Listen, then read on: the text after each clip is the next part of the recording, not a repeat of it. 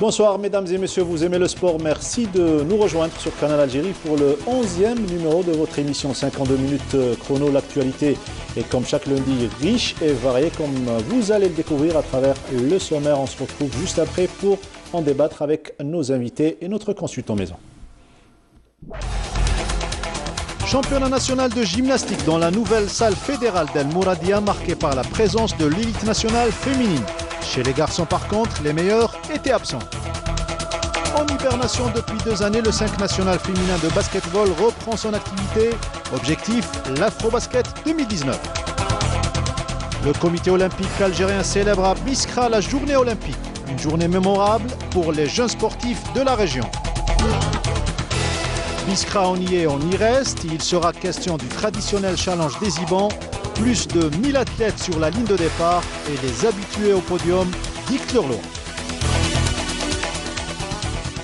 Voilà, vous venez de découvrir l'essentiel de l'actualité qu'on va développer avec nos invités et notre consultant maison qu'on retrouve avec grand plaisir. Nordine Hani, bonsoir. Un plaisir toujours partagé. Bonsoir Mortar, bonsoir à tous nos téléspectateurs. Voilà, on essaiera de donner toujours un plus au sport national et international avec vos commentaires et vos analyses. Le plaisir de recevoir aujourd'hui l'actuel entraîneur national dames de gymnastique qui est déjà venu il y a de cela 2 saisons à l'occasion des championnats d'Afrique et c'est toujours un grand plaisir qu'on le reçoit. Saadetdine Hamissi, bonsoir. Merci pour l'invitation et je suis très heureux d'être parmi vous. Ça fait très heureux également, partagé Merci. Et surtout on apprécie votre sympathie et tous ceux qui connaissent Saadetdine Hamissi, tous ceux qui ont l'occasion d'emmener leurs enfants chaque week-end à la salle Beyrouth, c'est bien cela? Ouais, d'Alger Centre. Alger Centre, donc la salle d'Alger Centre, du club Alger Centre, eh bien, ils découvrent pas mal de bonnes choses. Alors, vous êtes ici présent avec nous, surtout pour revenir sur le championnat national, dans une nouvelle salle flambant neuve qui a été inaugurée d'ailleurs aujourd'hui. C'est entre Bir Morad Reis et El Mouradia. Elle appartient à l'APC de El Mouradia. Aujourd'hui, on a eu le plaisir d'inaugurer la nouvelle salle par Monsieur le ministre de la Jeunesse et des Sports. C'est une grande salle à 2 niveaux. Très bien. Une salle spécialisée pour gymnastique. Et le 2e niveau, c'est tout ce qui est fitness, aérobique, sportif. Très bien. On va voir d'ailleurs les images de la visite du ministre de la Jeunesse et des Sports, M. Mohamed Hattab, qui a inauguré cette salle. Donc un bijou, on l'a dit, et surtout un acquis pour la gymnastique algérienne avec le président Mourad Smar de l'APC d'El Mouradia. Quelle impression vous a laissé cette salle, Saadetdine? C'est un acquis pour la gymnastique. C'est un plus. Ça va permettre à nos gymnastes de bien se préparer dans des bonnes conditions, de préparer des échéances internationales et nationales, parce que c'est une salle quand même. Il y a beaucoup de moyens. Il y a une salle de musculation, il y a une salle de récupération. C'est bien, je pense que c'est un acquis. C'est grâce aux efforts de tout le monde, hein, du président de l'APC, président de la fédération, et aussi, vraiment c'est un acquis. C'est un ouf de soulagement pour la ville d'Alger surtout. Oui, c'est vrai, là on souffre un petit peu. Bon, c'est vrai, il n'y a que 2 structures. Là maintenant, on a une 3e structure, celle du golf, et celle d'Alger Centre, et aussi une salle à Babzouar. C'est les 3 salles spécialisées. Une autre salle aussi au niveau de la Boufarik. Je pense que vraiment on respire. On va découvrir d'autres images à travers une carte visite que nous a préparé notre collègue qui a été très dynamique, donc à savoir Wahiba Belhoua. Je voudrais avoir l'avis de Nordine Hani sur cet acquis pour le sport national d'une manière générale et pour la gymnastique en particulier. Écoutez, c'est quelque chose de formidable. Bravo d'abord au président d'APC d'El Mouradia. 3 salles à El Mouradia. Absolument. Omnisport, sport de combat. Quoi, il suffit du bon vouloir d'un président d'APC pour aider cette jeunesse. Je suis un petit peu jaloux, hein, parce qu'une grande daïra comme UCND qui est juste à côté, qui n'a aucune salle, et on voit que quand on veut, on peut. Donc la daïra du UCND a peut-être beaucoup plus de moyens qu'El Mouradia. Et regardez, quand un président de l'APC veut, j'espère que ça va se propager à travers beaucoup de daïra, d'APC, parce que c'est ce qu'il faut pour notre jeunesse. Notre jeunesse n'a pas beaucoup de loisirs, n'a pas où aller. Il n'y a que le sport qui peut les empêcher d'aller dans la rue, d'aller vers d'autres déboires. Donc je pense que c'est une très très bonne chose et j'espère qu'à l'avenir, beaucoup de présidents d'APC prendront exemple sur celui d'El Mouradia. Bravo à vous, monsieur. Et histoire de créer une certaine concurrence, vous avez eu l'occasion, Saad Hamissi, de rencontrer et surtout de discuter avec le ministre de la Jeunesse et des Sports pour un petit peu lui parler, surtout lui faire part des besoins de cette discipline très compliquée, très technique, qu'il faut préparer l'athlète dès le jeune âge. Et vous avez donc parlé des besoins surtout de... C'est-à-dire le ministre, il était à l'écoute. Je pense qu'il est très sensible par rapport à ce problème-là, problème de volume horaire par rapport à nos athlètes. C'est-à-dire, c'est vrai, on n'a pas assez de temps pour s'entraîner. C'est-à-dire, c'est vrai, on prépare des échéances telles que les Jeux africains, les championnats, les Jeux méditerranéens aussi. C'est vrai, le volume horaire d'entraînement, il est très très peu par rapport aux d'autres nations qu'on doit les affronter. C'est-à-dire, ce n'est pas les moyens qui manquent, c'est le volume horaire et avoir, c'est-à-dire, bon, les structures, ils sont là. Mais quand un enfant, il vient, il s'entraîne, ou bien l'athlète, il vient s'entraîner pour 1h30, c'est-à-dire, on pense qu'on ne peut rien tirer de lui. On voit juste à côté, ou bien l'Égypte, c'est 6 heures par jour. Et c'est vraiment, c'est ça où on vise le haut niveau. Surtout que je pense qu'en gymnastique, on est champion très jeune en gymnastique. Hein. Non, mais non, il n'y a pas d'âge, il n'y a pas de limite d'âge. Maintenant, il y a des gymnastes qui ont vraiment 35 ans, avec des enfants qui sont là, qui s'entraînent, qui remportent des médailles. Moi, je parle, c'est surtout pour arriver à un certain niveau, il faut au minimum d'heures d'entraînement pour atteindre de haut niveau.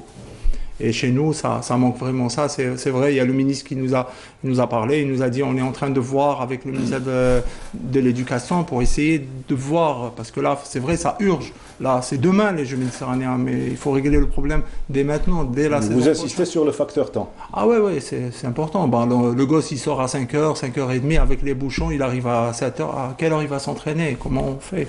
C'est pour ça qu'il faut doter les fédérations des centres comme chez nous, c'est-à-dire on a le centre du golf, c'est-à-dire regrouper les équipes nationales, ils font leurs études sur place, comme ça va, au lieu d'aller à droite et à gauche et perdre beaucoup de temps. Je pense que c'est la seule formule. Et je pense que le ministre, il est très à l'écoute. Espérons qu'il y aura un suivi, surtout. Oui, il faudra des centres spécialisés un petit peu partout sur le territoire national. Hein, parce que l'erreur qui a été faite, c'est de créer un lycée sportif national. Alors qu'à l'intérieur du pays, il n'y avait rien. Il fallait faire le contraire. Commencer par travailler au niveau des régions et ensuite avoir un lycée sportif. Et ne pas déraciner les athlètes. Absolument. Parce qu'à cet âge-là, pour la gymnastique, ça commence très jeune. Ça commence à 5 ans, 6 ans. Ouais. Vous ne pouvez pas enlever quelqu'un de sa région pour le ramener sur Alger. Donc il faut multiplier des centres à l'intérieur des régions, dans chaque région, et puis instaurer des académies. Il faut qu'il y ait l'école à côté de la salle, pour que l'enfant puisse avoir le nombre d'heures demandées par les techniciens. Ensemble, il faut tout offrir pour la réussite. Si on veut réussir, bien évidemment, il faut insister sur le facteur temps, il faut donner les moyens et surtout être à l'écoute des techniciens parce que ce sont les premiers concernés. Bien sûr, c'est nous qui sommes sur le terrain et on sait les besoins, nos besoins, ce qu'on a besoin pour aller au-delà, c'est-à-dire... Il n'y a personne qui peut nous remplacer, c'est-à-dire c'est nous qui devons donner des solutions. C'est pour ça, là, c'est vrai, nos athlètes, ils ne sont pas démérités, c'est des athlètes qui ont de haut niveau, mais il ne faut pas les en vouloir.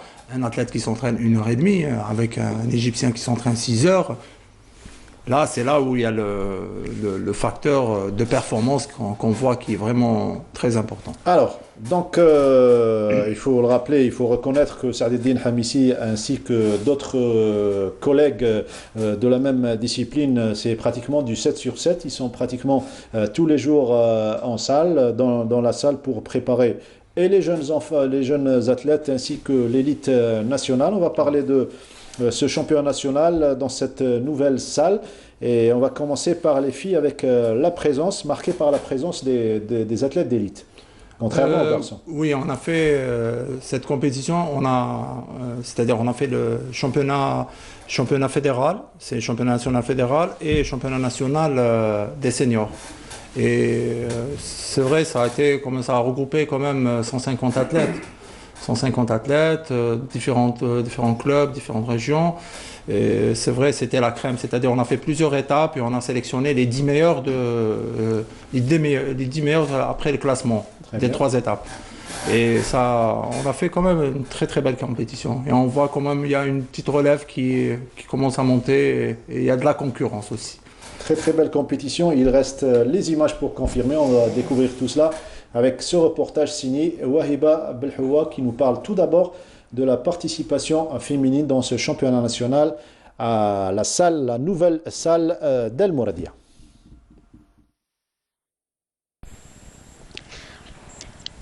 C'est à moins d'une semaine des championnats arabes de Marrakech que s'est déroulé le championnat national junior-senior de gymnastique. Un test pour la sélection féminine appelé à représenter l'Algérie avec l'objectif de glaner le maximum de médailles.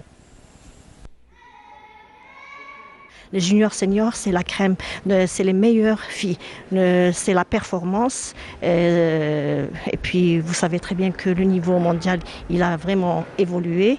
La technique, elle a vraiment fait un grand pas. Donc, nous essayons de tout faire, ne serait-ce que d'augmenter le volume horaire pour arriver à garder quand même un niveau moyen, ne serait-ce que des résultats championnats d'Afrique et les Jeux méditerranéens. La présence des internationales a rehaussé le niveau de la compétition. Chez les seniors, le podium a pris la couleur du club algérois ARBE avec Jana Moufak qui a remporté le titre en récoltant 46 points 800 au concours général, devançant Shamat Mami et Lehna Salem, respectivement 2e et 3e. أنا راضية parce que je viens de نولي من إصابة. Genre je viens de reprendre, ça fait genre je suis fière de moi-même. تحققت بجدارة وعمل كبير بزاف تعب ومازال عندنا شامبيون عرب ثاني. أنا نجبدو. المستوى كيفاش شفتيه؟ مستوى عالي باباس كاينة جانا موفق اللي جات معنا عندها مستوى عالي اللي كانت في équipe de France. Après 2 passages aux barres asymétriques et à la table de saut, la sociétaire du club IRB Oran s'est blessée lors de l'épreuve de l'exercice au sol. Je me suis blessée dans le début du 3e agrès. Malheureusement, je n'ai pas pu continuer la compétition et c'était le 4e agrès c'était mon agrès préféré et que je n'ai pas pu passer, c'était la poutre. Malheureusement. Chez les juniors, la première place est revenue à Liliam Nasriya au concours général du club ARBE, avec un total de 46 points 433. Chez les juniors, ça va, j'étais bien, mais il faut que je travaille un peu plus pour rattraper le niveau des seniors, mais sinon ça va. Sihem Hamidi de Djil Tlemcen reste indétrônable sur son agrès de prédilection, la table de saut. منافسة كبيرة وشديدة بيناتنا، كل وحدة خاصها تعبي لي ميداي، كل وحدة خاصها تكاليفيا لهذا الشامبيون عرب، وكي جاو هادو من l'étranger niveau 3 تاع gymnastique féminine. Et au bar asymétrique, l'école de Skikda s'illustre avec les plus jeunes participantes, Bouhatem Fatem Zohra et Sidra Sidhan, qui obtient la 2e place au concours général. دخلت على الكبار معاي وانا صغيرة وكلاسي 2e راني فرحانة وإن شاء الله نبروغريسي ونطلع بريمير. La direction technique nationale surveille de près le niveau féminin et reste optimiste pour l'avenir. الشبان يمكنوا كاينين وكاين مستوى ثاني تاع الاصاغر اللي لازم ناخذوهم بعين الاعتبار وهو مستوى لا باس به اللي لازم نحضروهم للاهداف للمدى البعيد والمدى المتوسط. عندنا في 2020 عندنا البطوله الافريقيه للاواسط والاكابر والنخبه اللي ان شاء الله تشارك في 2020 راهي هنا متواجده اليوم في القاعه. Alors, on vient de découvrir ce reportage sur la participation féminine. Wahiba n'a rien oublié apparemment. Non, ça va. Elle s'y connaît, c'est son... Merci Wahiba. Voilà, merci Wahiba. Le plaisir d'accueillir également, il vient de nous rejoindre, l'actuel directeur technique national de basketball, fraîchement installé, M. Zaki Lahmar, très heureux de vous recevoir. Bonjour Mortal, bonjour à tout le monde et puis bonjour aussi à tous les téléspectateurs. Voilà. Je vous remercie d'abord de cette invitation et j'essaierai d'être... Eh ben, c'est un honneur pour nous que vous soyez parmi nous, surtout pour parler du basketball, ce sport qui a tant donné lors des années 90 et 2000 et aujourd'hui on attend toujours des résultats et c'est certainement pour cela que vous avez été désigné dernièrement à la tête de la DTN. Oui, quelque part, oui. Il y a eu une chute quand même extraordinaire du basket algérien. Et puis, je dirais pas avec mon retour, on attend de moi de former, de recréer les équipes nationales et tout. Puis ça commence bien parce que déjà, on a eu un titre. Bon, on était vice-champion arabe et puis on a redémarré l'équipe nationale. Là, on redémarre l'équipe nationale dames. On s'intéresse très méticuleusement aux enfants et on rentre en stage d'ailleurs à partir du 22, toutes catégories confondues et j'espère qu'on aura à faire ce qu'il faut faire. Voilà. Quel est votre constat, puisqu'il faut le rappeler que vous avez été formé ici en France, donc vous avez continué, terminé vos études en France et là quel est votre constat de votre installation? Le constat par rapport à quoi? À la situation du basket algérien, puisque vous êtes DTN, sur le plan technique. Sur un plan technique, je dirais que par rapport au monde, on manque de beaucoup de techniques. Si vous voulez, je parle techniquement, directement, technique basket. Technique, uniquement, aujourd'hui. Ici, on n'a pas vraiment une démarche ou un programme d'entraînement spécifique à toute l'Algérie. On n'unifie pas l'entraînement pour tout le monde. Le constat que je fais, c'est que chaque entraîneur travaille comme bon lui semble. Après, l'Est ne ressemble pas à l'Ouest, la façon de jouer du centre elle est un petit peu différente des autres écoles. Et voilà, donc dans le programme, c'est l'unification de l'entraînement des 13-15 ans. Et après, c'est les 15-18 ans. Et après, par la suite, on passera à l'expertise. Donc moi, ce que j'ai, c'est une formation sur 8 ans, carrément. Carrément sur 8 ans. On espère que tout le monde suivra. Vous avez exigé un petit peu ce type de contrat on exigera ça à partir du 27 où on se réunira pour un collège technique. On parlera d'abord aux différents directeurs techniques parce qu'ils doivent suivre des wilayas, aux différents entraîneurs qui activent. Là déjà où il y a un problème, c'est des entraîneurs parce qu'il y a un manque extraordinaire d'entraîneurs plutôt en basket. C'est que, moi j'ai fait l'ISTS, je suis entraîneur aussi du 3e degré, donc ceux que je connaissais avant ont disparu. Ils ont été remplacés par des premiers degrés, 2e. Donc la problématique qui se pose, c'est où sont ces entraîneurs? Pourquoi nos cadres fuient un petit peu le terrain? Ils sont tous au niveau des salles, comme directeurs de salle, ils sont éparpillés un petit peu partout et le terrain a été oublié. Donc la problématique, on répond à cette problématique directement, c'est qu'on cherche pourquoi. Pourquoi? Pour pouvoir bien sûr résoudre ce problème et faire revenir tout le monde au basket. Voilà, ça c'est sur un plan idéologique bien sûr. Maintenant sur un plan technique, moi j'ai proposé des actions. Je fais un plan d'action, j'ai proposé des actions où je dois reformer des arbitres. Ça, je parle du 5 contre 5, parce que là, il y a le 3 contre 3 qu'on relance, qui est déjà très bien, moi je dirais pas très bien développé, mais qui commence à se développer au niveau de Sétif. J'ai entendu dire, on n'a pas fait appel à nous, mais bon, j'ai vu ça sur une image sur Facebook, et c'est très bien, ça a été partagé, c'est qu'il y a eu déjà un tournoi ici à Alger. Un tournoi, c'était entre jeunes. Oui. Ça nous intéresse que tous les jeunes qui organisent des 3 contre 3 nous contactent. On veut de les orienter, on veut de les structurer et voilà. Donc sur les différentes actions que je dois organiser, je les ai choisies en 8. Dans l'arbitrage, la formation de l'arbitre, moi je veux bien créer des différents grades d'arbitrage. En formateur, en international, faire atteindre, nous n'avons qu'un seul international en garçon, donc dans le plan d'action, si on arrive quand même d'ici 2020 à avoir 2 autres internationaux, ça serait déjà un acquis. Les arbitres? Les arbitres, oui. Oui, les arbitres. Les arbitres, d'abord, quand on parle d'arbitre en sport, les arbitres, l'arbitre est un impact extraordinaire sur le déroulement de la compétition. Donc, c'est sur la technique en elle-même, sur les tactiques, sur le jeu en général. Donc, c'est un acteur qui est très, très important. C'est pour ça qu'on insiste à ce qu'il soit très bien formé et très bien concentré sur le terrain. Bon, là, je passe aussi à une deuxième action qui est très importante, c'est la formation des cadres. Donc, dernièrement, on a lancé quand même des formations en arbitrage, en entraînement. Oui. On a contacté la FIBA, on a délivré des diplômes. Il y a eu des formations avec FIBA Afrique, qui représente FIBA Monde, oui. Voilà, il y a 2 semaines. On est déjà avec M. Lezi, qui est directeur de développement. On a réussi quand même à avoir, si je me rappelle bien, une quinzaine d'entraîneurs. Alors, il y a ceux qui ont raté aussi, hein. Ils vont refaire. Et là, on est périodiquement sur les formations d'entraîneurs level 1, level 2, africains, plutôt mondial, avec FIBA Monde.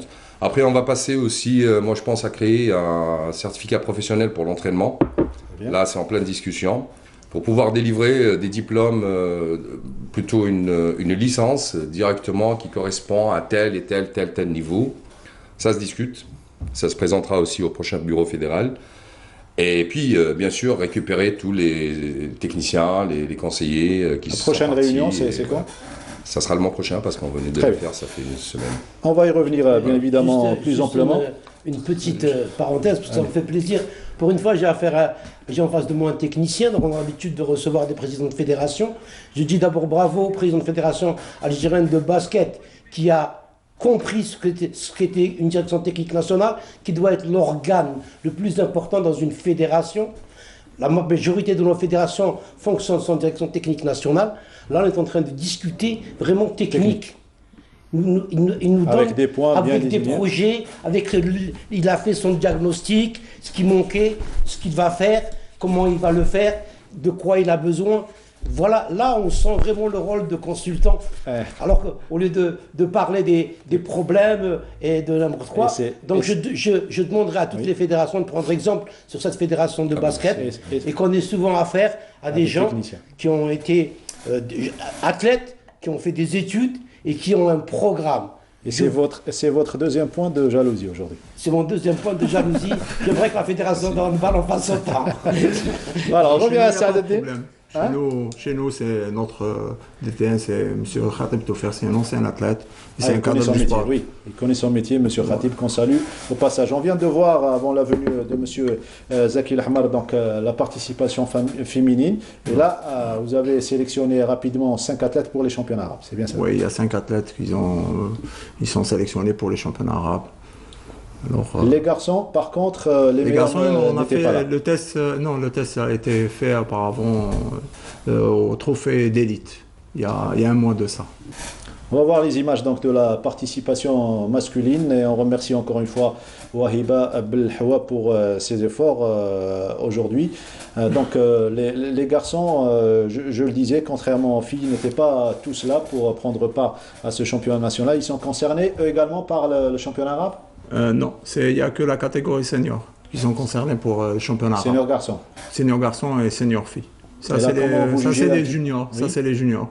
Comment vous jugez surtout le comportement des athlètes et la domination? Et je pense que c'est Sidi Mohamed qui a dominé. Sidi Mohamed, non, chez les garçons, on n'a pas de garçons à Alger Centre. Oui. Il y a que Sidi Mohamed, il y avait Boufarik, Saïda, Skigda aussi. Ça va, ils ont bien un bon niveau, il y a une bonne. Voilà, bonne relève. Sidi Mohamed, quand on vient de me souffler à l'oreille, Wahiba Belhawa, elle a suivi de Sidi Mohamed, le jeune Benaoui. Il était aux Jeux africains, il a remporté. Il a participé au JAJ. Oui, il a bien travaillé. Bon, j'oublie son nom, j'oublie de temps en temps son nom. Très bien, donc voilà pour ce qui est de la participation masculine. Je vous invite, M. Zaki Lahmar, à découvrir cette nouvelle salle qui a été inaugurée pour la circonstance à l'occasion du championnat national. Elle se situe à El Mouradia, une nouvelle salle. D'ailleurs, c'est la salle fédérale de la Fédération algérienne de gymnastique. Carte visite signée Wahiba Belhawa.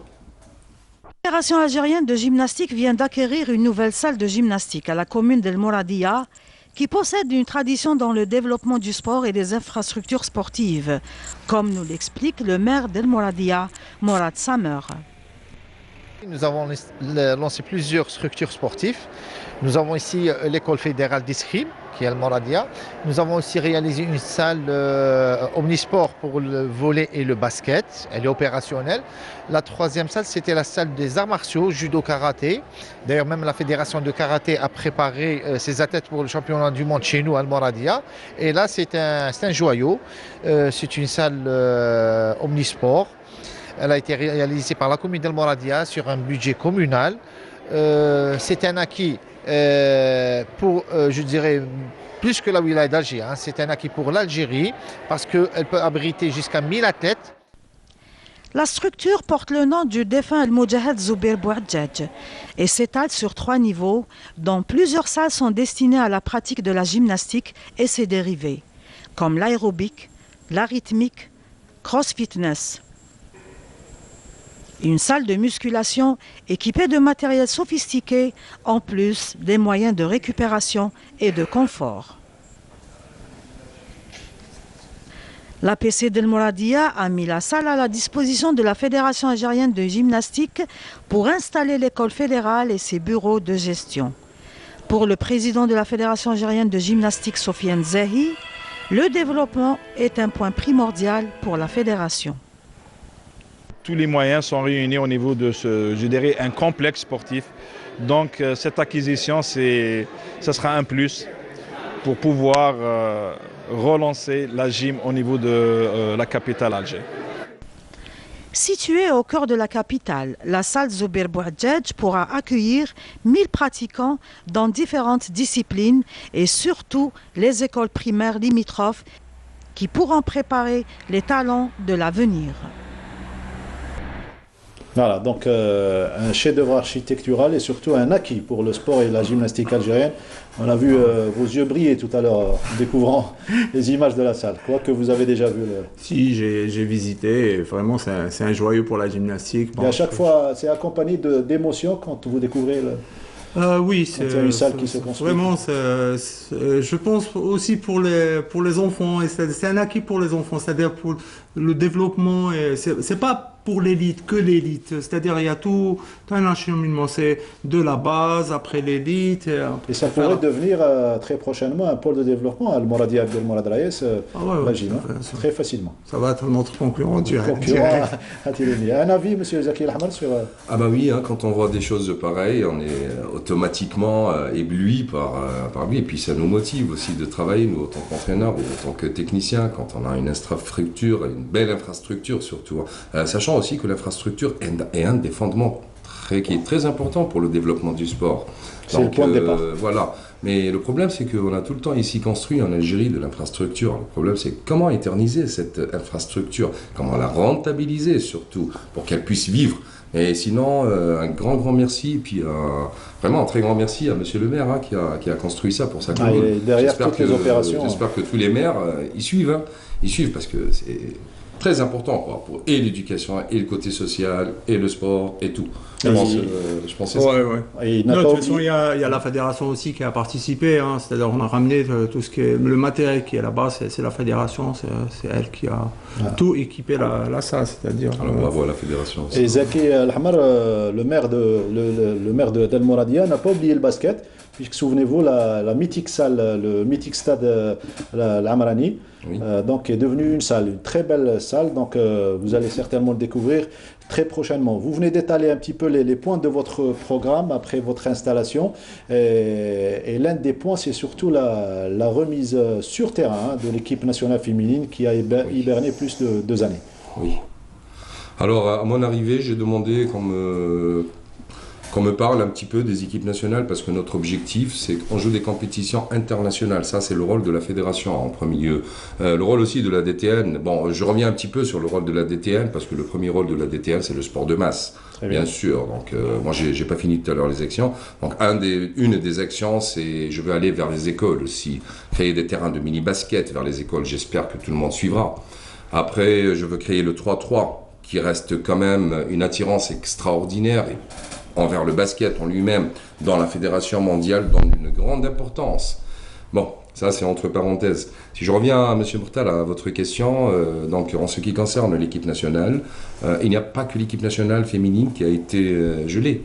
Oui. Il y a aussi masculine. Donc on a réussi à la mettre sur pied très rapidement, vraiment très rapidement. Et Dieu merci, hein, alhamdoulilah, elle a quand même eu une médaille après un mois de préparation, même pas, un seul stage. Maintenant, ce que je fais avec les filles, c'est que je les ai fait rentrer à Suidania, c'était juste histoire de prendre contact, c'est un nouvel entraîneur aussi, Monsieur Benadir avec Madame Irleuf, en assistante. Donc c'est de prendre contact, de construire le groupe, de voir les manques, ce qui manque, ce qui ne manque pas, et puis pour démarrer aussi. Là, ça a démarré, je dirais, à 60%. Ça va redémarrer à partir du 22 décembre, ce 22 décembre, avec un deuxième stage qui sera mieux organisé, qui sera mieux structuré, bien sûr. Là, on commence directement à travailler, et ça va être du 22 au 26. On verra toujours au fur et à mesure, avant les éliminatoires de l'Afrobasket. Tous nos manques, on va essayer de cerner sur tous les plans ce qui manque sur un plan technique, sur un plan tactique et surtout sur un plan équipementier. Vous venez de donner les détails, on va découvrir en images cette fois-ci ces détails à travers ce reportage, cette prise de contact qui a pris fin le 16 de ce mois, donc hier dimanche. Reportage et on se retrouve juste après. Après plus de 2 années d'hibernation, le 5 national féminin reprend du service. Un nouveau staff composé du duo Benadir Irleuf et de nouvelles perspectives pour le basketball féminin algérien qui s'apprête à aborder les qualifs à l'Afrobasket. C'est vrai que notre équipe était en hibernation pendant 2 années et on l'a relancé, ça a été leur premier stage aujourd'hui. Nous sommes en train d'adopter une stratégie où on réfléchit à rajeunir l'équipe, tout en gardant les anciennes qui sont encore aptes à donner, qui sont encore opérationnelles et perfectibles. L'Afrobasket se déroule le mois d'août 2019, mais les qualifs, la FIBA, elle ne nous a pas donné une date exacte, mais une période. C'est entre janvier et avril. La sélection nationale est composée essentiellement des joueuses des meilleurs clubs du moment, le GS Pétrolier, Hussein Desmaries, l'Olympique Club d'Alger et 2 jeunes éléments du MT Sétif. Après une longue absence de 3 ou 4 années, là on revient, on est là, on est présente, c'est une prise de contact par le coach d'abord, après on a pu voir les joueuses, on se connaît d'ailleurs, c'est un départ. C'est un départ pour une nouvelle équipe nationale, Inch'Allah, pour préparer l'avenir. Kautar Ketfi, nouvelle recrue, à peine 18 ans, très contente et fière pour cette première convocation. Je m'appelle Ketfi Kautar, je suis de Sétif, j'ai à peine 18 ans et je suis nouvelle dans l'équipe nationale senior dame. Et justement, qu'est-ce que ça vous fait d'être convoquée? Ça fait énormément plaisir et ça me motive encore plus de faire plus d'efforts. Et là, puisque tu es jeune, qu'est-ce que tu penses faire pour gagner ta place parmi les grands? C'est doubler les efforts, c'est sûr. Parce qu'il y a un niveau là. Et après cette prise de contact, les joueuses sélectionnées et le staff technique sont appelés à se revoir le 22 de ce mois pour la seconde étape de la préparation. Préparer le tournoi qualificatif à l'Afrobasket, la date et le lieu n'ont pas été encore désignés par FIBA Afrique, ça doit se faire entre janvier et avril. Et avril, voilà. Nous on compte les ramener ici, hein, comme ça on pourra fixer, parce qu'un entraîneur, s'il veut planifier, il doit avoir une date. Et quand FIBA Afrique ne donne pas des dates, donne des dates généralement 1 mois, 15 jours avant, on va essayer quand même, hein, on discute pour essayer de ramener le tournoi africain ici, ça serait et fixer la date nous-mêmes pour pouvoir mieux travailler. Voilà, je reviens juste sur Horia. Oui. Horia, c'est une membre fédérale, j'ai oublié de la présenter, c'est une membre fédérale qui est avec nous, qui s'occupe du sport féminin. Et Tali Slimane. Et Tali Slimane, voilà, et qui est partout quoi, pour essayer d'organiser, de faire des filles. Dernièrement, j'ai eu affaire à recenser le sport féminin. J'ai vu que Horia a déjà tout fait avant mon arrivée. Personnellement, son travail, je la remercie, elle me facilite vraiment la tâche administrative sur ce plan-là. Et c'est bien de le signaler, puisque nous également, on a omis de citer son nom. Nordine Hani, c'est presque la même situation avec l'équipe nationale de handball féminine, sauf que pour le basket, l'activité, ou plutôt l'événement le plus proche, c'est entre janvier et avril. Donc ils ont un peu de temps pour se préparer. Oui, mais je pense que c'est devenu une contagion maintenant dans les fédérations de mettre les équipes nationales en hibernation. Ils viennent de le dire, le rôle d'une fédération, c'est les équipes nationales. Si vous avez des équipes nationales en hibernation, qu'est-ce que vous faites au niveau des fédérations? Il ne faut pas rester au niveau des fédérations. Elle ne sert à rien, une fédération sans équipe nationale. Ce n'est pas l'équipe nationale qui a besoin de la fédération, c'est la fédération qui a besoin des équipes nationales. Donc c'est une bonne chose de voir que les équipes nationales reviennent. Je vais juste ouvrir une petite parenthèse. Oui. Hier, il y a eu la finale de l'Euro-Hand féminin. La France a été championne d'Europe. Elle a été championne du monde. Et maintenant, elle est qualifiée pour les Jeux Olympiques. Ils visent les Jeux Olympiques. Est-ce que vous savez que cette équipe française ne valait rien sur le plan mondial il y a quelques années de ça?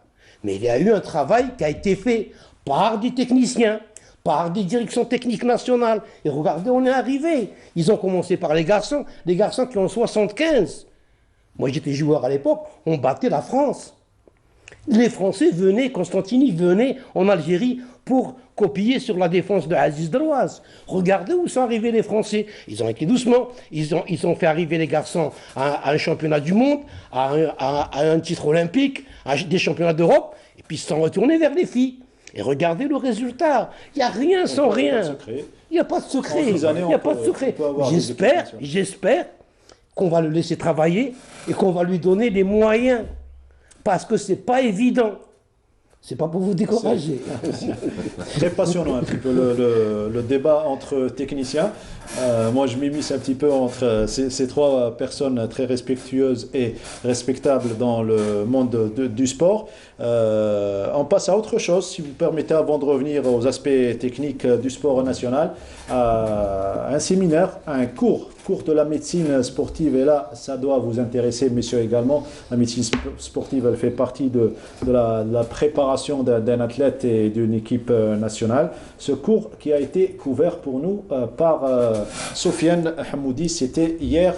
Donc hier matin, et donc on revient en images, reportage, et on se retrouve juste après. La médecine du sport regroupe la prévention, le diagnostic et le traitement des maladies liées au sport. Prendre soin de la santé des athlètes est aussi important que de mettre à leur disposition des infrastructures sportives de qualité ou des moyens pédagogiques à la pointe de la technologie. C'est en étant conscient de cela que l'État algérien a décidé d'ouvrir dans les prochains jours 4 nouveaux centres de CNMS, dont la wilaya d'Alger, d'Oran, Constantine et Ouargla. Nous avons quand même fait un effort extraordinaire. Il y a eu plus de 20 000 consultations. Nous comptons bien sûr élargir, émanciper cette démarche à travers la création de 4 annexes au niveau de Ouargla, Constantine, Oran et Alger. Tout ça, bien sûr, pour qu'il y ait un accompagnement, une couverture de santé au profit de nos athlètes avant, pendant et après les compétitions dans le sport collectif et individuel. Ce sont les 6e cours de médecine du sport qui ont pour thème principal la protection de la santé et de l'intégrité de l'athlète et qui s'affichent dans le plan d'action 2017-2020 du Comité international olympique. Nous sommes là pour poser un diagnostic de la situation, notamment la situation de la santé du sportif, et essayer ensemble de trouver des solutions. Quand je dis ensemble, je parle de responsables, de dirigeants, de techniciens et de scientifiques. Lors de ce 6e cours de médecine du sport, les organisateurs ont tracé 3 objectifs essentiels: s'assurer de l'absence de contre-indications à l'activité sportive en fonction de l'âge et l'état de santé, améliorer les performances par une prise en charge personnalisée, traiter toutes les affections liées au sport, en particulier les traumatismes, os, articulations, muscles, tendons et ligaments. Le rugby, c'est un sport de combat et un sport de combat nécessite beaucoup au niveau des joueurs, de sa sécurité. Le président du comité olympique et sportif algérien, Moustapha Berraf, considère qu'il est indispensable de donner de l'importance à certains volets comme la santé des athlètes et la lutte antidopage pour espérer développer durablement le sport national. وكل السلطات العمومية والمحلية عندنا يعني إرادة كاملة باش نحاربوا هذه الظاهرة، لأن الرياضة لازم تكون رياضة propre, le sport est un sport propre, et ne peut souffrir d'aucune interférence de ce type. C'est un fléau, ظاهرة وإحنا عارفين بأن هذا الشيء غير قانوني. Les organisateurs se sont majoritairement satisfaits du nombre important de médecins et techniciens qui ont répondu à l'appel. Les différentes thématiques de ce 6e cours de médecine du sport ont concerné la préparation, la récupération, la protection physique et mentale de l'athlète ainsi que la lutte antidopage. Voilà, aucun aspect n'a été oublié lors de ce 6e cours de la médecine sportive. Une manière de prendre en charge réellement l'athlète à tous les niveaux. On passe à toute autre chose, la journée olympique qui a été célébrée durant 2 journées, le 13 et le 14 à Biskra, là où il y a pas mal d'infrastructures. Eh bien, les membres du comité olympique qui étaient présents en force dans cette région, ils ont rencontré donc les jeunes sportifs de la région, surtout dans différentes disciplines. Il a été question de vulgariser, surtout on va le voir à travers les images, l'olympisme et ses valeurs aux jeunes sportifs de la région qui ont été réceptifs à un engouement donné surtout par les autorités locales. C'était également l'occasion d'honorer les athlètes qui ont brillé, notamment un certain Gouaned Abdellatif Nordin Hani, qui a été médaillé d'argent des derniers Jeux Olympiques de la jeunesse sur le 800 mètres. Écoutez, vous savez, dans ces régions du Sud, il y a un énorme potentiel. Je pense qu'une journée, ce n'est pas suffisant pour parler du sport dans le Sud. Le Sud, on devrait s'y intéresser beaucoup plus souvent et vraiment essayer. Moi, je pense que tu dois être d'accord avec moi qu'il y a énormément de potentialité au niveau du basket dans le Sud. Il y a des morphologies incroyables. Ouais. Donc je pense qu'il faut aller explorer dans le Sud. Il faut mettre des écoles, il faut mettre des académies dans le Sud. Et vous verrez ce qu'on va faire sortir comme athlète dans toutes les disciplines. Hein, dans toutes les disciplines. Discuté dernièrement avec M. Bendifallah, qui est un ancien donc, de l'haltérophilie et qui a fait une école au Sud. Il est étonné par les capacités de ces jeunes là-bas au Sud qui ont une morphologie qui est différente de ceux, par exemple, du centre. Et le basket, moi je pense que ça va être votre dada là-bas au Sud. Oui, c'est vrai. Je suis entièrement d'accord. Hein. Le basket, le volley ou les sports collectifs en général, même actuellement en football, on s'intéresse plus au côté morphologique, anthropométrique, parce qu'on peut le trouver, on ne peut le trouver qu'au Sud. Enfin, c'est pas qu'au Sud, bien sûr, il y a au Nord. Mais la plupart, ils sont au Sud. Hein. Je ne vous cache pas aussi que dernièrement, nous avons envoyé, à travers une association qui travaille ici, qui est en collaboration, qui représente l'ambassade américaine, elle travaille en étroite collaboration avec la fédération. Elle essaie de détecter des joueurs pour les envoyer aux États-Unis. On veut leur octroyer des bourses, de les former en basket, etc. etc. Il y a eu déjà 2. Il y a eu Touhami qui est du Sud actuellement, c'est le plus grand. C'est un des plus grands qui est revenu vers le GSP, qui est parti, qui a été choisi par les Américains. Il est de Walila. Et puis, ces derniers temps aussi, un autre enfant de 20 ans qui était à ONAD et qui est parti aux États-Unis, fait 2,09 m. Khallouf, voilà. Et il y a une forte possibilité qu'on arrivera quand même à placer quelqu'un en NBA. Il est excellent sur tous les plans. C'est quelqu'un qui fait 2,09 m, qui court très vite, qui court plus vite encore. Il a de bonnes stats actuellement, il s'est adapté. Oui, il s'est adapté et puis il progresse d'une manière incroyable. La différence justement entre le grand du Sud et le grand du Nord, c'est que le grand du Nord, il est un petit peu, je dirais, lent par rapport à celui du Sud. Celui du Sud, tu trouves à 2 mètres et plus, mais avec une vitesse d'explosivité, une réaction. Là, vous parlez de fibres. Ah oui, de fibres. Mais vraiment incroyable. Là, si je rejoins à votre idée, si on veut vraiment détecter, il faut aller vers le Sud. Alors, les sports concernés, le basket, l'athlétisme, pas mal de disciplines. Voilà, oui, en tout, hein, même en tout. Et ça, justement, ce que j'avais proposé, moi, et que je vais proposer au ministère, c'est la création des centres fédéraux en basketball. En basketball, donc, j'ai eu déjà un accord de principe. On va présenter un dossier avec une étude technico-économique pour les infrastructures et tout. Et on va faire des mains et des pieds avec la fédération, dont le président, il est entièrement d'accord, ça c'est une affaire de moyens. pour l'installer au sud, à Ouargla, ou encore plus au sud. Mais là, il faut que l'État nous finance nos actions, bien sûr. Voilà, donc c'était... La pâte existe, les infrastructures commencent à exister, c'est les compétences, c'est le suivi de ces jeunes. Donc il faut trouver des techniciens qui puissent aller dans le sud, il faut les motiver pour aller dans le sud. C'est qu'actuellement, nous avons quand même des techniciens au sud. Hein. Là, elle joue à la super division maintenant, elle joue dans les hauts niveaux. Donc on peut trouver quand même, on peut trouver, si on ne trouve pas, on va former. Voilà. Ça, alors, vous venez de parler justement du morphotype idéal pour chaque discipline. Ça fait l'objet d'un exposé de la part de représentants de l'Institut des sports et de la technologie donc de Ben Aknoun.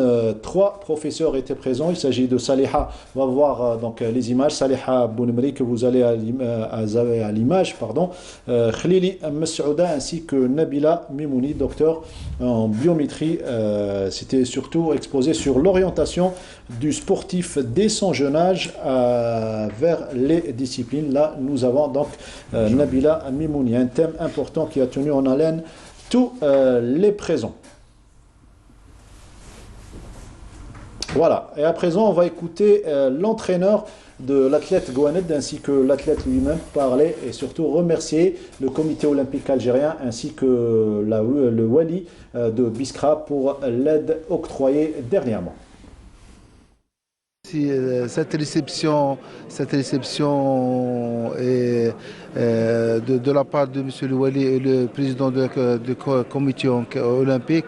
Moi personnellement, l'entraîneur de Gouaned, de la Gouaned, m'a donné beaucoup d'espoir et m'a donné beaucoup d'encouragement. Je lui remercie chaleureusement de leur part. نشكر مسؤول عن اللجنة الأولمبية على تكريمه بهذا اليوم وشي كبير أنه يجي ويكرمني هنا في ولايتي. نحمد ربي إن شاء الله نزيد مع الخدمة وإن شاء الله ندير لي خدمة بربي إن شاء الله. طبعا Voilà, bon courage pour cet athlète. Certainement, il sera un très très grand champion. C'était au micro de notre ami Toufiq Derbel. On reste avec vous pour parler de votre sport favori, le handball. Avant de parler championnat, on va parler de la participation des clubs algériens au championnat arabe, donc les clubs à Sfax. Absolument, donc ces 2 clubs algériens, c'est la JSE Skikda qui est un habitué, qui a déjà participé à une coupe arabe, qui a participé à des compétitions continentales, et puis un nouveau venu, donc celui qui domine dans le groupe B, hein, c'est lycée Ouargla, qui cette année est en train de faire sensation, qui se déplace donc dans la ville de Sfax, à côté, à Tunis. D'ailleurs, en ce moment, je pense que dans quelques instants, ils vont partir par route, d'après le président du club, Alut Yassi, la JSE Skikda qui démarre. Donc je dis bonne chance à ces équipes. Et il va y avoir un championnat relevé, hein, parce que j'ai vu les équipes qui participent. Vous avez quand même le Sarket Zid de Tunisie, l'Espérance de Tunis, le Sporting Mournine, donc 3 clubs tunisiens, et on connaît le handball tunisien. Il va y avoir le Khalij d'Arabie Saoudite, qui a des traditions de handball, l'Arabie de Qatar, le Salimia du Koweït, El Koweït, El Koweïti, l'Ittihad de Libye, plus nos 2, donc... Des joueurs ont renforcé les 2 clubs algériens. Absolument, donc c'est pour ça que la journée de ce vendredi va être reportée. On a le droit de prendre 2 à 3 joueurs donc d'autres clubs pour renforcer. Tout le monde fait ça, c'est de bonne guerre. Et donc je souhaite bonne chance à nos 2 représentants, que ce soit la JSE Skikda et lycée Ouargla. Et puisqu'on parlait du Sud, voilà un exemple, lycée Ouargla. Voilà, lycée Ouargla qui est en train de réussir. 10e journée de la division excellence ce week-end. Avant de découvrir les résultats, on va revenir sur 2 rencontres, l'une pour le compte du groupe A, entre Ain Touta qui continue son petit bonhomme de chemin, aucune défaite, cette fois-ci face à Barqi. Absolument, donc c'était le match de la semaine, puisque Ain Touta, qui n'avait concédé aucune défaite durant la phase aller, avait repris le retour, et il recevait donc cette fois-ci Barqi. On attendait ce qu'allait faire Ain Touta. Finalement, Ain Touta continue son bonhomme de chemin avec une victoire donc de Ain Touta. Regardez le public de Ain Touta, une salle que je connais bien puisque j'ai eu l'occasion d'entraîner cette équipe de Ain Touta. Un public très très connaisseur et Ain Touta qui continue. Donc cette fois-ci, ça a été face à Berraqi. Ain Touta qui prend donc l'avantage en battant Berraqi 26-20 et qui continue donc à aller vers les playoffs avec des points. Donc ça a été serré. C'est toujours comme ça en handball. Hein. Les premières mi-temps, c'est des matchs qui sont plus ou moins équilibrés. Et c'est en seconde période que se fait la différence, que ce soit sur un plan physique, que ce soit sur un plan tactique ou sur un autre plan. Et là, Berraqi, Ain Touta qui a une équipe absolument complète. Hein. Il lui manquait un gardien avec l'arrivée de Bouhatem. Bouhatem qui a fait un super bon match. Bouhatem qui vient de Berraqi, donc il connaît bien les joueurs de Berraqi. Ça a été un avantage. Leurs défauts et leurs... Et ça a permis donc à Ain Touta de continuer et d'être toujours première. Ain Touta qui bat le GSP, Berraqi qui fait match nul avec le GSP, ça veut tout dire tout simplement que Ain Touta est un sérieux prétendant pour le sacre. Ah oui, moi j'ai vu la composante d'Ain Touta, ils ont su comment ramener des joueurs, ils ont une équipe qui était complète. Il marchait avant avec un seul gardien qui était Salim Salim, qui est un grand gardien. Mais un gardien, il lui arrive dans la saison où il peut rater un match. Avec l'arrivée de Bouhatem, ils ont déjà maintenant, ils sont assurés du côté donc, des gardiens de but. Et ils ont renforcé l'équipe avec l'arrivée de Guira, avec l'arrivée d'autres joueurs, le pivot donc, qui était à Borj-Boualej, qui est venu. Ils ont une équipe qui est complète. Et il y a eu le changement d'entraîneur. Donc on attendait un petit peu avec le départ de Harouche et l'arrivée de Mohamed Zineddine. Mohamed Zineddine que je connais très bien puisque c'est un enfant du net qui a des connaissances et qui sait communiquer.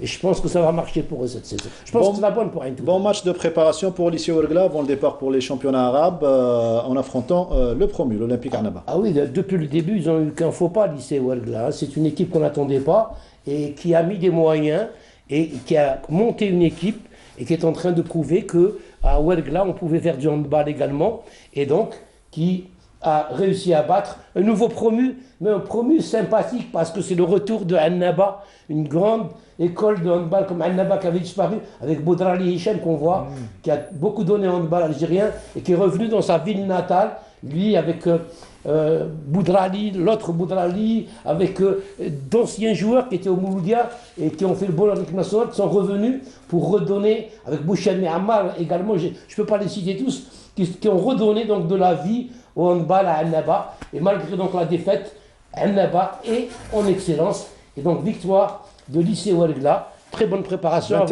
d'aller dans ce groupe. Alors là, j'ai pas vu le match, mais j'ai un petit point d'interrogation. C'est la victoire du groupement sportif des pétroliers devant Al-Harouch à Alger d'un petit but d'écart. 23-22. Absolument. Vu la qualité des joueurs du GSP et l'équipe, malgré le bon travail de Farouk Dehil et Al-Harouch, mais un but d'écart, il y a une question qui doit être posée encore une fois.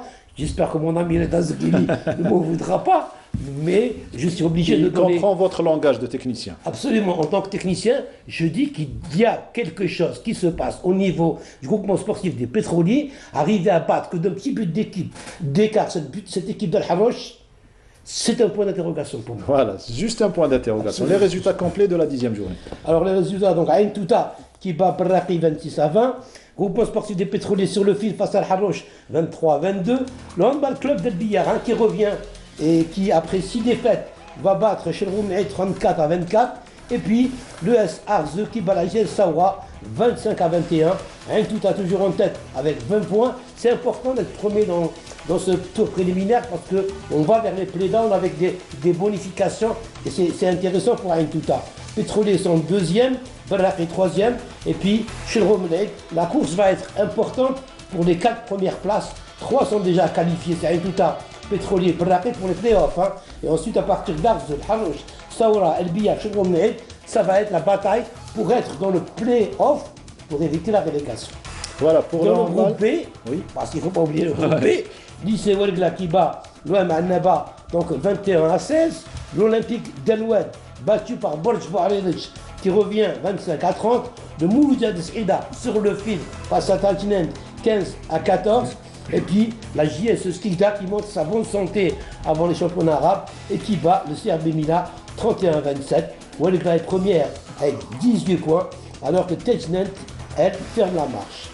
Voilà, merci beaucoup Nordine Hani pour ce tour d'horizon concernant le handball. On termine notre tour avec le cross-country, la deuxième étape du challenge national de la Fédération algérienne d'athlétisme, le cross des Zibons. Il y a eu en même temps la journée olympique, mais aussi ce cross des Zibons. Alors, participation de plus de 900 athlètes, 200 féminines. Là, c'est la course des cadettes, hein, mano à mano entre Shibah et Razi Rania. C'est finalement Nawal Shibah de Tizi Ouzou qui a pris la première place devant Nawal Chirifi de Borj Bouaïdj et Yasmine Meziane de Chlef. Chez les cadets garçons, retenez ce nom, Aïssa Al-Filif. Il a pris plus de 200 mètres sur celui qui occupe la deuxième place, à savoir Ayoub Taleb de Chlef et Yazid Dalia de la même région de Chlef. L'équipe de Chlef, l'école de Chlef est bien présente. Chez les juniors garçons, il y a eu Hamza Hamraoui qui prend la première place et les seniors dames,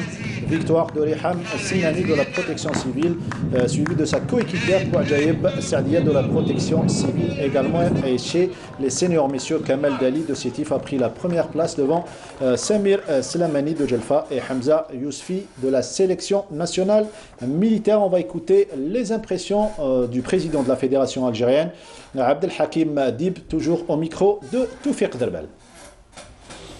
On détecte de jeunes talents à travers le territoire national. Malheureusement, on a constaté qu'il y a une déperdition flagrante pour ces athlètes. C'est pour ça que la Fédération algérienne d'athlétisme a tracé un programme pour le suivi de ces jeunes talents, un suivi technique et un suivi matériel. On a consacré une belle somme pour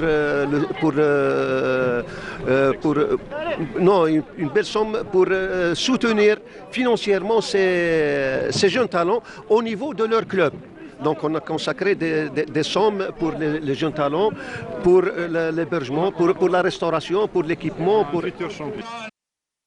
C'était donc Abdelhakim Dib, le président de la Fédération algérienne d'athlétisme. Les 5 dernières minutes de l'émission, on va la consacrer, on va revenir à nos deux invités. Tout d'abord, Saadetdine Hamissi pour parler des objectifs lors de ce championnat arabe consacré aux dames, mais également les seniors garçons. Les objectifs surtout de la fédération. Hein. Bien sûr, là, c'est avoir une place sur le podium par équipe et avoir des finales par agrès aussi. Où est-ce qu'on se situe sur le plan africain? Sur le plan arabe. Mais africain d'abord. Africain, chez les garçons, on est par équipe, on est à la première place, aussi en individuel. Oui. Et chez les dames, on est à la 3e place, plus les finales par agrès. Et pour les championnats arabes, on vise le podium, c'est-à-dire avoir au minimum soit la première, soit la 2e place. Et plus les finales, on a des athlètes quand même assez très forts sur certains agrès. Les Égyptiens et les Tunisiens comme sérieux concurrents, les Sud-Africains, non, plutôt les Égyptiens et Tunisiens. Ouais, non, c'est l'Égypte. C'est plutôt l'Égypte que bon, les autres, on ne connaît pas leur niveau, mais je pense que c'est pas. On les a vus dernièrement, mais c'est pas. On aura beaucoup de. En tant qu'entraîneur national, vous avez eu assez de temps pour préparer l'événement ou bien vous êtes basé sur la préparation de chaque athlète dans son club respectif? C'est-à-dire là, c'est vrai, dans mon club, on regroupe quand même presque 99% des équipes nationales qui sont de mon club. C'est-à-dire la préparation c'est limité au niveau du club. On n'a pas fait de stage ni de compétition internationale. Parce que là, vraiment, avec les études et trucs, c'est pas évident. On peut pas, ils sont au niveau de l'université, ils sont au niveau même au lycée sportif, mais c'est pas possible. Il y aura des internationaux qui vont s'entraîner dans cette nouvelle salle de. Et c'est vrai, il y a aussi Jana Moufar qui vient renforcer aussi l'équipe, il y a Neel Sofia. Ils viennent de France? Oui, ils viennent de France. Jana Moufar qui sort du collectif français, elle était dans l'équipe A de l'équipe France. Là, elle est venue pour nous renforcer. Non, je pense qu'on va faire une très belle compétition et j'espère maintenant les objectifs sont clairs et nets. C'est les Jeux africains maintenant et les championnats d'Afrique après les qualifications pour les Jeux olympiques. Des nouvelles de Farah Boufadan? Bon, complètement, elle est à l'arrêt, ça y est, c'est bon, c'est pas... Ouais. C'est vrai, elle ça a une fin de carrière ou elle va Non, c'est en fin de carrière, c'est bon. Fin de carrière pour Farah Boufadan. Dommage pour cet athlète qui a tant donné et surtout qui a brillé, soit avec l'équipe de France ou bien l'équipe algérienne, puisqu'elle était présente aux derniers Jeux Olympiques de Rio. Zaki Lahmar, donc pour les filles, c'est fait. Pour les garçons, nous avons eu cette deuxième place. Mais il va falloir penser à améliorer le niveau du championnat surtout. Hein. Prenez une minute. Hein. Oui. Améliorer le niveau du championnat, ça c'est pas nous, c'est les clubs d'abord. Bien sûr, évidemment, il faut que les clubs s'intéressent un petit peu à la formation technique de leur petite catégorie, parce qu'il y a vraiment un très grand écart avec et les Africains et nos frères les Tunisiens, et aussi avec les Marocains. Je cite à titre d'exemple, j'étais entraîneur des U18 en 2014, et sincèrement, j'ai pas eu de bons athlètes qui ont été formés par les clubs sur un plan technique. Actuellement, les entraîneurs ne savent plus faire la différence entre, c'est un terme technique, glisser, chasser, croiser, en défense, en travail, on n'est pas centré sur un travail, voilà. C'est pour ça que nous allons organiser l'entraînement national à travers la DTN. Voilà, quelque part, c'est ça, hein, pour pouvoir postuler à un niveau de championnat extraordinaire. Après, il y a aussi des problèmes, c'est que nous ne sommes pas bien répartis sur le terrain. Oui. On ne connaît pas les latéralités, les espaces-temps. L'espace entre un joueur et son coéquipier n'est pas respecté, il s'agit d'un sport collectif. On ne sait pas quels sont les objectifs de l'attaque, quels sont les objectifs. On a oublié de travailler sur les couloirs et ainsi de suite. Il y a énormément de failles. Et il y a des avantages aussi. Je suis désolé de vous interrompre, pardon, monsieur Lahmar. Oui. On y reviendra, Inch'Allah, dans